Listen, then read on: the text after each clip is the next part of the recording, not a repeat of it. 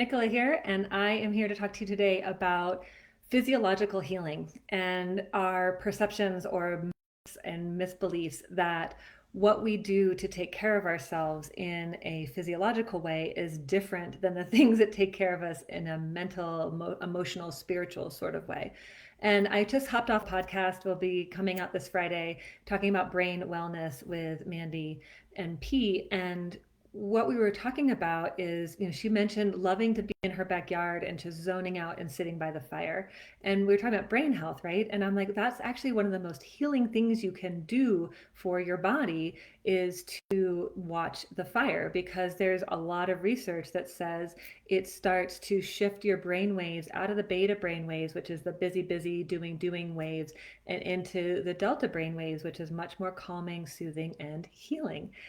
Something else that we might like to do is just taking a few deep breaths and resting. Well, what that does is it stimulates the diaphragm in your body when we take deep breaths into our belly, which then stimulates the vagus nerve, which is the primary part of our parasympathetic nervous system. And then that goes and tells our brain literally that we're safe. And there's 5 times as many nerve fibers going from your diaphragm up to your brain as there is from the brain to the rest of your body. So while the mind chatter might be telling you that things are stressful and that you're not okay, breathing into your belly is 5 times the signal that there's nothing to worry about here. I could go on and on. Singing, maybe we love to sing or chant or hum along, but we don't want to do that because we're distracted or we're feeling heavy or burdened by what we're doing. Well, that singing or humming is also stimulating different branches of that same vagus nerve. So same thing. When we're doing something that we love like that, we're actually remodeling our nervous system. So for those of us who are stuck in the doing pattern, which definitely was me for a really, really long time, and there's maybe still some remnants that pop up now, um, my hope by offering this to you is by really understanding the physiology of what you're doing or what you're drawn to do or what you'd like to be doing is actually most likely somehow physiologically healing. Another example could be sitting down to eat rather than eating on the go.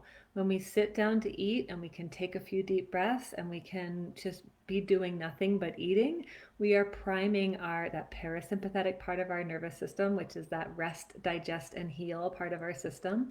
And that we really need that part of our nervous system on board in order to properly assimilate the nutrients that we've got. So while we might prefer to take 20 or 30 minutes to sit down and eat, the mind says we don't have time for that, so we eat something on the go. Well, that's really undermining the amazing food that you've chosen to put into your body, because we're not going to be able to digest and assimilate all that nutrition as well as we might if we were sitting down at the table.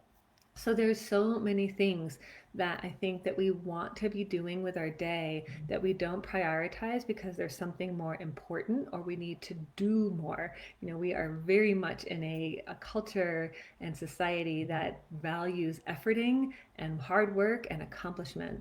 But what if those things that would feel relaxing or nourishing to you are actually doing something too? I'm here to tell you that they are. They're prepping your digestive system. They're remodeling your brain.